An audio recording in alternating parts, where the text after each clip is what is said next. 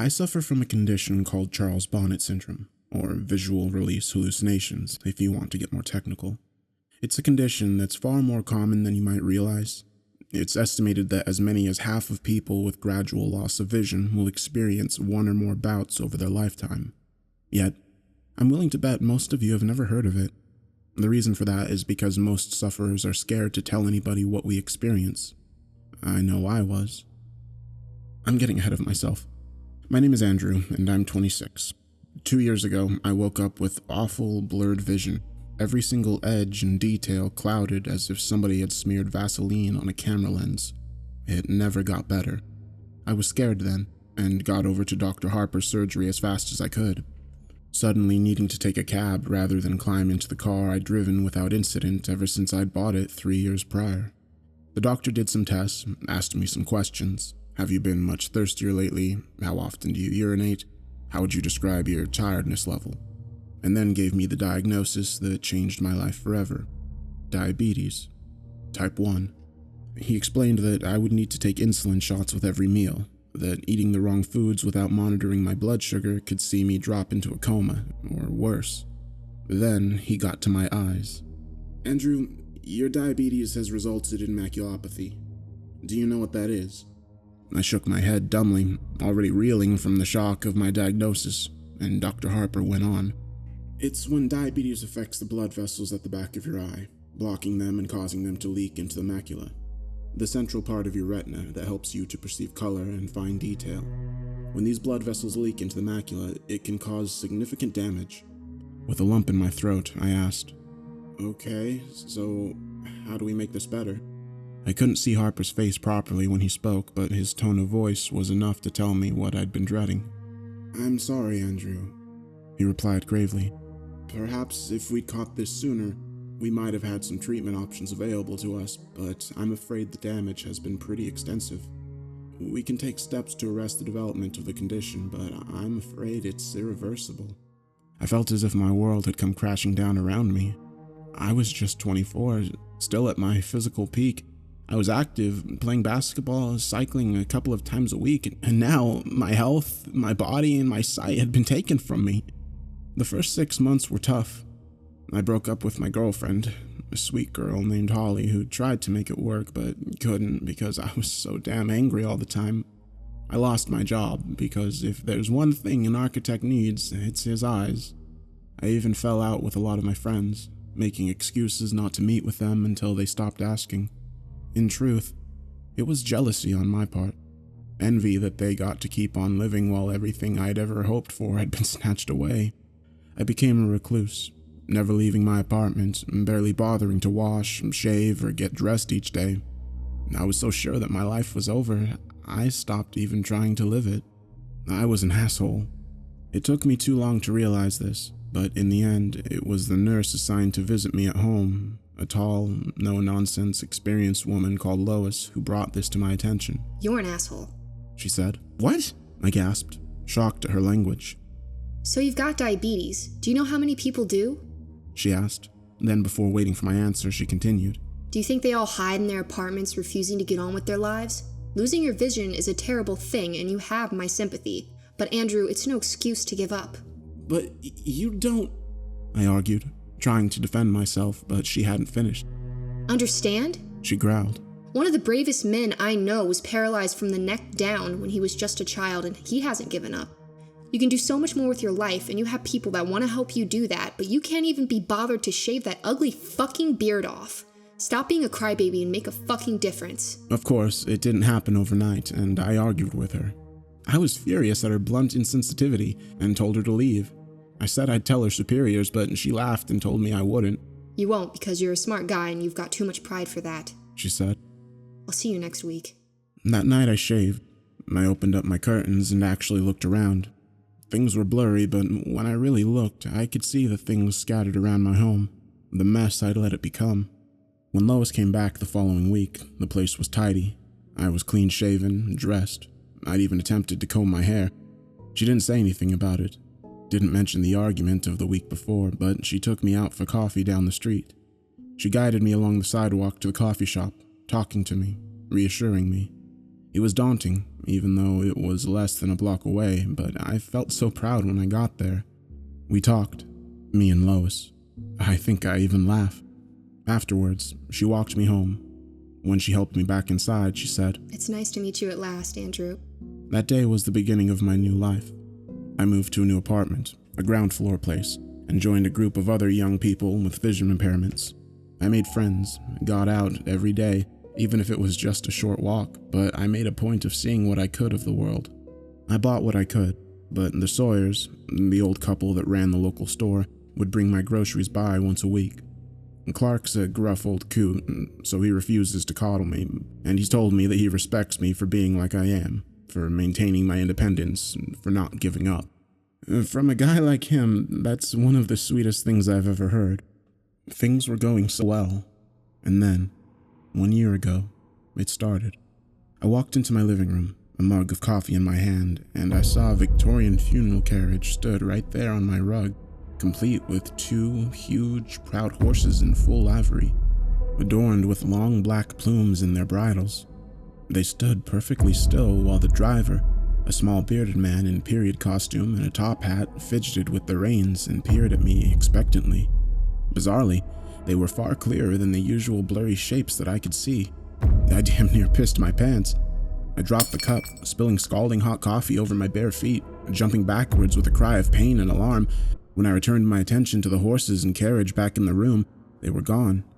At that moment, I wondered if I was going mad. Apparently, most of us do, which is understandable. How would you feel if you'd seen that exact same sight in your home? Unless you're Jack the Ripper, I imagine many of you do not have a coach and horses just lying around. I certainly didn't. Eventually, after much quiet swearing to myself and more than a little self-delusion, I managed to convince myself that I had not seen what I thought I had, that it was merely a vivid daydream. This seemed to work, and I got on with living, even if I entered that same room a little more cautiously in the days that followed. Finally, I forgot about it. 2 weeks later, I saw a giant, floating, swirling orange ball in my bathroom. I damn near pissed myself again. I stood there staring at it. This bizarre, rotating, levitating globe that was a little larger than a beach ball hanging in midair over my tub. Open-mouthed for a full 10 seconds before finally screwing my eyelids tightly closed and whispering to myself, "That isn't there. That isn't there." After 5 seconds, I opened my eyes again. It wasn't there. Have you ever had cause to doubt your own sanity, to wonder whether what you perceive is truly there, or if your mind has betrayed you? Honestly, compared to the loss of my vision, the prospect of losing my wits was so much more terrifying. I'd fought against adversity and took pride in the fact that I'm not just a survivor, but somebody who's living his own life. How could I do that if I was insane? I barely slept that night, and I remained jumpy for days afterwards. Any sight of movement or any unfamiliar shape would set my pulse racing, would cause me to doubt whether it was truly there. It was the toughest time that I'd ever been through, worse even than that time after I was diagnosed with diabetes. At least when Dr. Harper had told me about the diabetes, I had a definitive prognosis. I was given facts by a medical professional. My affliction was physical, it had a name, and most important, it had a treatment plan. This was something else. My own mind had turned against me. My senses and perception of reality had become twisted and unreliable. It's only when you're in that position that you realize just how terrifying it is. Your senses and the way your brain interprets them are your only true defenses against danger. You perceive danger and you avoid it, preventing your body from becoming harmed, but what happens when you can't trust your perception to alert you to the dangers that are truly there? Lois picked up the problem first, noticing my skittish manner. She asked what was wrong, if I needed to talk about anything, but I told her no. I was fine, but I hadn't been sleeping well. That last part was true. I hadn't been able to sleep a wink. Just the very thought of being institutionalized, spending the rest of my days a sedated, blue pajamas-clad zombie in a white room with only the echoing cries of my fellow inmates for company, had terrified me beyond measure. But what was the alternative? Live life as a risk to myself and others? Ultimately, I chose to ignore it. I reasoned that if I was able to function around other people without them realizing what was going on, that was good enough. A full month passed before the next incident, and I really did think that maybe I'd put this whole mess behind me. With every passing day, my confidence had grown, so that Wednesday morning I'd stepped out onto the sunny street feeling pretty carefree. Each Wednesday I'd treat myself to a latte down at Joe's, the same coffee shop that I'd visited with Lois. It was a custom that gave me a great deal of pleasure, one that had seen me forge friendships with other regulars as well as the staff, including Joe himself. As I made my way down the street, white stick in hand, I glanced about me, taking in the colors and shapes of the world around me. I enjoyed the feel of the sun on my face and the sounds of the birds singing. It was a good day. And then I saw them, a party of pilgrims, 6 of them, all dressed in settler-era attire, sitting cross-legged on the asphalt. They didn't look at me. Instead, they were engaged in a heated yet strangely silent conversation. I froze, staring at them. Still, they argued, gesticulating furiously at one another. However, I couldn't hear their angry voices, despite the fact that, judging by their ill temperament, they must be screaming at one another. Paralyzed by shock, the white stick fell from my numb fingers, clattering onto the sidewalk. I turned to leave, desperate to flee from the haunting sight of the colonists in the road, but I was so panicked, in such a hurry, that I stepped onto my cane. It rolled underfoot, and before I knew it, I pitched over, tumbling to the hard ground below. I didn't quite break my fall in time, banging my cheek hard on the floor and skinning my palm. I heard a cry from a passerby, a friendly, concerned woman who rushed to my side. She knelt beside me, helping me up, applying a Kleenex to my throbbing cheek, which she informed me was now bleeding. I tried to tell her that I was okay. There was nothing to worry about, but this good Samaritan insisted on driving me to Dr. Harper's office to get my injuries looked at. Now I think back to it, I'm pretty sure she knew my obvious distress was nothing to do with the fall. At the time, I was embarrassed and angry, but now I realize I owe her a debt of gratitude. Without her intervention, I don't know how much longer this would have gone before I cracked up and ended up in an asylum after breaking down through sheer stress. Andrew, why don't you tell me what happened? Dr. Harper asked, gently dabbing at my cheek with disinfectant. I explained that I had just lost my balance and that no harm was done, but I think he saw through my feeble protestations to my underlying agitation. He didn't press or force the matter. He simply asked what might have caused my clumsiness. Then he asked how I'd been as of late. When I finished mumbling my way through the most non-committal answer I could muster, he placed a gentle, reassuring hand on my shoulder. Andrew, he repeated gently, why don't you tell me what happened? I burst into tears. I told him how scared I was, how I'd fought so hard for my independence, and now I knew it would be taken from me. He listened patiently, and then asked me to tell him why I ever thought that. I paused then, took a deep breath, and thought about it. This was the point of no return, but really, what other option did I have? So with tears running down my cheeks, I told Dr. Harper everything. I told him about the horse and the carriage, the orange globe, and the pilgrims. I told him how I had been living each day in fear, how I was terrified that I was losing my mind. Dr. Harper thought for a while, and then he said, Andrew, I don't think you're losing your mind. The sense of relief at that moment was so powerful it overwhelmed me, rendering me speechless. You say that even though you've seen these things, you've never heard any noise from them. Have you detected any odors or experienced any other physical sensations, such as touching them? I shook my head no, and he patted my shoulder once again. Andrew, have you ever heard of Charles Bonnet syndrome? He asked.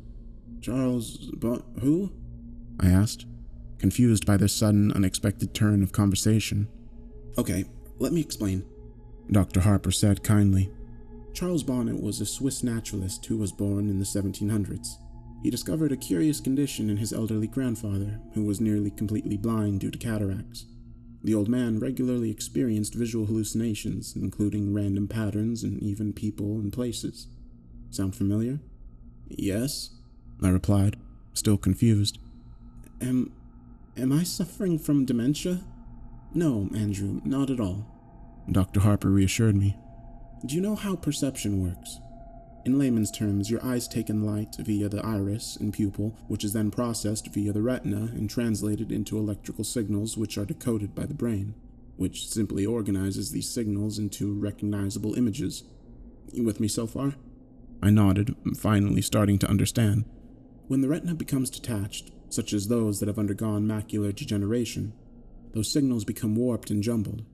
Dr. Harper went on. The brain still receives them, so it does its job, translating these distorted signals into an image. It kind of fills the gaps for you. Sometimes it fills these gaps with colors, patterns, creatures, and places that aren't present. And this is called Charles Bonnet syndrome. I nearly wept with relief. So, I'm not mad, I cried. No, not at all, the doctor replied. This is an entirely physical condition. Your mind is in full working order. If you were suffering from any form of mental illness, your delusions wouldn't be limited to just one sense. You'd hear these interlopers, smell them, even feel them. This is a condition solely related to your eyes, not your brain. As I left Dr. Harper's office, I felt as if a weight had been lifted from my shoulders. Sure, my vision was still an issue, but I knew it was only a problem with my eyes, not my mind. I knew I could handle the situation. I was ready to face the world again. Since then, I've seen plenty of weird visions. I saw a huge waterfall in the park, complete with a hazy mist and butterflies flitting about. I saw a Native American warrior complete with a huge feather headdress sitting at a stool at the counter in the coffee shop. I saw an intricate and quite impossible structure of scaffolding crisscrossing the entire front of my apartment block. Hell, on the 4th of July last year, I even saw a great swooping green dragon in the sky, twisting and cavorting through the air overhead. All looked utterly and completely real. Yet, now I knew they were simply tricks of the eye. They were no longer disturbing. In fact, I actually came to quite enjoy them, even looking at them as unique and entertaining little shows or works of art that existed purely for my pleasure and nobody else's. I came to welcome them. Then, a month ago, I saw her. It was nighttime. It's always nighttime when I see her, and I was just getting ready for bed. I walked into the kitchen to get myself a glass of water and actually cried out in alarm when I spotted the figure in the corner. She was tall, by far the tallest woman I'd ever seen, and even though she stood hunched, she still had at least 6 inches on me. I was used to seeing characters in dated and bizarre dress, but this was different somehow. It didn't seem like an outfit from any one time, instead a bizarre mishmash of items. She wore a tuxedo jacket, figure-hugging in black, tailored to the female body shape, over a dirty old ruffled dress shirt. To complete the ensemble, she wore a bright red bow tie. On her hands, which she held out to either side as if shrugging, or maybe feeling for rain, she wore dirty white gloves. Her fingers were disproportionately long, almost spidery, and occasionally they twitched, as if she longed to grip and squeeze something in them. On her lower half, she wore shorts the same crimson as her bow tie, over opaque black nylons. Her legs were long and attractive, if truth be told, the legs of a dancer. She also wore red heels, the same hue as her shorts and bow tie, but they sparkled and shimmered, bringing to mind Judy Garland's ruby slippers from The Wizard of Oz. As strange as this ensemble was, I couldn't tear my eyes from her face. Most of it was obscured by a jaunty bowler hat, tipped and tilted to hide her eyes and nose, but beneath the brim of her hat, I could see the deathly pale skin of her face and a grin that sent shivers down my spine. It was wide, too wide, with entirely too many teeth. A smile is meant to be an expression of warmth. It's meant to feel welcoming and benevolent, but the look on this woman's face oozed malice. It felt much like the sort of glee I'd expect from a snake as it corners a rat. However, the thing that startled me most was that she had a third arm sprouting from her back, curled up and over her head like a scorpion's tail. It was longer than any arm should be, and the hand had only 3 fingers, like a claw. It was pointed straight at me, and as I swore in dismay and stumbled sideways, it seemed to track my movement.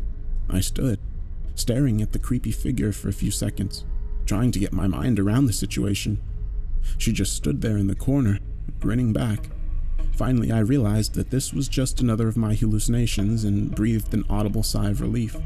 One of the tricks I've picked up over the months of suffering from Charles Bonnet syndrome is to break the line of vision towards whichever stimulant is causing my brain to interpret the images into the hallucination. Think of it like restarting a faulty computer, how refreshing the system debugs it. To this end, I close my eyes and count to 5. Then, when I reopen them, the hallucination is gone. So, as I stared at the horrifying, malformed figure in my kitchen, I knew that to make the image go away, I simply had to close my eyes. I'll be honest here. When I counted to 5, I hesitated a little before opening my eyes. If I'd opened my eyes and she'd still been stood there, smiling that wicked smile at me, I think I might have had a heart attack. She wasn't, and I breathed another long sigh of relief, fetched my glass of water, and went back to bed. The tall woman haunted my thoughts in the days after I saw her. She was different from the other visions I'd had. Somehow she felt more real. It was this agitation that my buddy Jason picked up on when we met for lunch the following Friday. Jason was one of those same friends I'd tried to drive away shortly after I lost my vision, yet he'd refused to give up on me, continuing to get in touch week after week. Good friends are hard to come by, but great friends, the ones that will be by your side for life, are even rarer. Jason, God bless his heart, is one of the latter. You gotta tell me what's going on, dude, he said, as we sat down over pizza. What do you mean? I asked, trying to brush it off. You're so distracted. It's like you're looking for something in here all the time. You've eaten like 1 slice of pizza in the time it's taken me to eat 4. So I repeat, you gotta tell me what's going on, Jason said, waving a slice of pizza around for emphasis. It's nothing, I replied, feeling a little stupid. I just had a hallucination a couple of nights ago that really got to me. I thought you were cool with those now, he asked, putting the slice of pizza down. Yeah, I am. I mean, I was, but this was different, I replied, resigned to talking about it. She scared me. She? Jason asked, his interest clearly piqued. Tell me about it. So I did. I described the tall woman and how she'd appeared to me. I explained that unlike any of the other hallucinations, she felt more real, and that she was the first to feature such a weird and unsettling mutation. Sure, I'd seen smaller versions of people in the past, a phenomenon referred to as Lilliputian by medical professionals, but the extra appendage and the impossibly distorted face were something I'd yet to encounter thus far. I think it was that, combined with the unnerving, expectant stance, that had disturbed me the most. So, Jason said after I'd finished, you say she had great legs? Shut up, you asshole. I laughed, throwing my napkin at him. No, seriously, I get it, man, Jason replied, passing the napkin back to me. If I walked into a room and a giant mutant was waiting for me, it'd scare the shit out of me too. But you know what caused you to see this. It's like the coachman and the waterfall you saw. It's a condition that you know you have, and it's one that you know how to deal with, okay? I know, I replied. Thanks, man. You're right. I did feel better too, so I smiled at him, took a big bite of my pizza, and changed the subject, asking him about his Psycho X, a conversation that he was all too happy to dive into. The next time I saw the tall woman was just under a week later. I was brushing my teeth. I was stood at the wash basin, brushing away, when I spotted a figure in the mirror. She was out in the dark hallway, peeking around the door behind me. That same sinister grin I'd seen before stretched her narrow face into a distorted grimace. The dirty bowler hat pushed down over her eyes once again. Each of those 3 long, spidery hands gripped the doorframe. As crazy as this sounds, it felt like she was trying to avoid being spotted. I cried out, spitting toothpaste foam all over the mirror, my toothbrush clattering in the basin. I spun around, my heart thumping in my chest, my breathing ragged in my throat. She wasn't there. Of course she wasn't. The doorway was empty. I tiptoed forward, hesitantly, trying to look around the doorframe into the hallway without actually sticking my neck out into its shadowy confines. The seconds ticked by as I drew closer and closer. I couldn't see anything, so finally, with a whisper of self-affirmation, I stepped out of the bathroom. The hallway was empty, as was the rest of my apartment. I was shaken again. This was the first time I'd seen a hallucination in a reflection, and I wasn't even sure that I'd actually seen it. Now, as I sit here, recording this, knowing what would follow, I think I thought like that to try to protect myself, to shield myself from the truth. I was an idiot. A full fortnight passed without incident. Sure, I saw a flash of color one day, a dancing yellow lightning bolt that zigzagged back and forth on the street outside my apartment, but that was exactly the sort of thing I'd come to expect from my condition. It was exciting, otherworldly, but it wasn't scary. Not like she was. In retrospect, that fortnight was blissful, and it was a reminder of what life could be like. The existence that I'd carved out for myself since my diagnosis. Life was good. The night that changed the way I viewed the tall woman. Last night, I'd been out and had a couple of drinks. I'd met the other guys with visual impairment for dinner, and we'd ended up at a bar afterwards. I wasn't hammered, but we got through plenty of beer between us, and by the time I stepped out into the cool night air, I felt decidedly lightheaded. It took me a while to make it home, laughing and talking to a couple of the other guys from our group as we strolled along. It had been a great evening. It was probably the last truly good one I'll ever have. I bid the other guys goodnight, and fumbling with my key, let myself in. With swaying steps, I strolled into my hallway, slamming the door a little too loudly behind me. I took off my jacket, hung it on the hook by the door, and then hit the light switch. She was waiting at the end of the hallway, all three hands held aloft into claws, reaching for me. That same maddening, malevolent grin on her pale face. I swore again, louder than ever, actually jumping back a step, recoiling from the impossibly tall and terrifying figure lying in wait in my own home. The tall woman didn't move. She stood there, staring and smiling at me. I stared back, but I sure as hell didn't smile. Jesus Christ! I muttered under my breath. You know how you can feel a little paranoid after a few beers? That feeling of non-specific post-alcohol dread? Imagine that combined with a giant grinning mutant woman suddenly appearing in your home. Suffice to say, it was very, very, very uncool. I don't need this. I sighed and closed my eyes. 1, 2, 3, 4, 5. When I opened my eyes, her face was just a foot from my own, grinning wider than ever. She dashed the length of the hallway and was now stood so close that her long, grasping arms were either side of me. Her fingers twitching and clawing at the air around my face. I could see her chest heaving as if she were actually laughing silently at my attempts to dismiss her, as if the thought that I could ever be free of her was amusing. I screamed, a full-bodied shriek of terror, and actually dropped to my knees, covering my head as if to fend off an expected blow. It never came. Finally, I lowered my hands, grasping for breath, shaking. The hallway was empty. The tall woman nowhere to be seen. I stayed there, on my knees, for a moment, grasping for breath. Then I was on my feet and I turned and ran, out of the apartment, out of the building, and into the street. I stood there, shivering, terrified beyond reason, without a clue as to what I'd do next. Finally, I pulled my phone from my pocket and I made a phone call. Hey, Andy, what's up? Jason asked. Jason, I need you to come here, I said, sobbing. Jason didn't ask why, didn't complain. Instead, he simply replied, I'm on my way. Less than 20 minutes later, his car pulled up outside, and he dashed over to the steps outside my building where I was sitting, shivering. He threw his jacket around my shoulders and asked what happened, his voice filled with concern. She's in there, I stammered. The tall woman, she's back.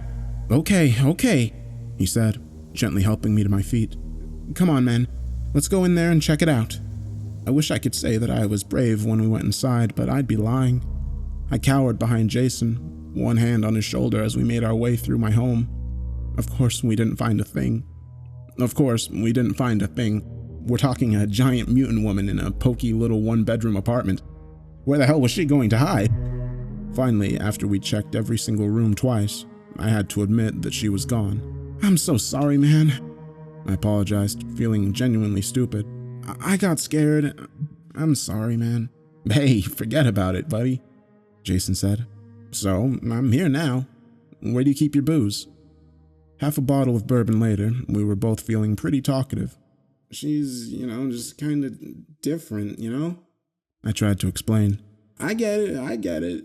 It's like you saw something bad and you feel bad, and that's bad. He didn't get it. No, she's different, like, I've never had a repeat hallucination before, and they've never been scary, She's not like the others. Dude, Jason said, taking another sip of bourbon. You've got, like, Charles Bonnet syndrome, and you know how that makes you see shit, so... He waved his hand in the air like a magician who just performed a trick. I know. No, listen, Andy, he said. You know what makes you see shit, it's just your eyes, yeah? You didn't hear anything. You didn't feel anything. This is how that stuff goes. It's your eyes, and I know it's scary, man, but you've been through, like, hell and high water in your life, so you're tough. One of the toughest, bravest guys I know, and you can handle some creepy hallucination bitch. I laughed. I couldn't help it. She is a very creepy hallucination bitch, though, dude. He laughed too, and we both took a drink. You know, that could help, he said, finally, his voice thoughtful. What, drinking? I asked. No. Well, yes, it does. He giggled. I mean, like, demystifying her. You should give her a name, something stupid so she's not scary. I've got to say, as much as I like creepy hallucination bitch, that's a bit of a mouthful. I laughed. Yeah, I get that, he replied. Suddenly, something he'd said came back to me. How about Helen? I suggested. Helen Highwater. Awesome. Then he raised his glass. Here's to Helen, buddy. To Helen. I smiled and drained my glass. Jason spent the night on my sofa, mainly because he'd had too much to drink to even think about getting behind the wheel of a vehicle. But honestly, I think the reason he drank so much was so that he'd have an excuse to stay and keep an eye on me. I'm glad he did. Knowing that he was there made me feel safer and I was able to get some sleep. It gave me a sense of security to know that if the strange vision I'd just christened Helen was to appear again, I'd be able to call on him for support. This morning, we both needed support. It feels like a mule kicked me in the head, he groaned when I made my way into the living room. Yep, I replied, my own head thumping. Joe's? Joe's, he replied firmly and staggered to his feet. As we drank strong black coffee and ate muffins, we didn't talk much. Finally, Jason broke the silence. So, you feel cool now? He asked, his mouth still full of blueberry muffin. I nodded. Yeah, I think so. Not still freaked out about you-know-who? He asked. Helen? I replied with a smile. No, I really don't think I am. I reckon I can handle some creepy hallucination bitch. Good. He laughed, giving me a hearty pat on the back. That's cool, man. I bet you can. Now, as I sit here cowering in my bathroom, too scared to go out into my apartment, I know we were both wrong. About everything. Remember how earlier I told you that the thought of being institutionalized, that the very idea of losing my grasp on reality was the most terrifying thing I could imagine? Now, I'd welcome that, because the alternative is far, far worse. After breakfast, I said goodbye to Jason, and he climbed into his car and drove away. The day passed without incident, and when Lois stopped by this afternoon, she even commented on how upbeat I seemed. You got a lady in your life? She asked casually. I laughed at that, wondered what she'd think if she knew the truth. Yeah. I chuckled. Something like that. Good for you. She sniffed. Make sure you treat her right. That tickled me even more, and I had to bite my lip. Sure, I replied. I'll do my best. Tonight, still a little wiped from the exertions of the previous evening, I decided to turn in early.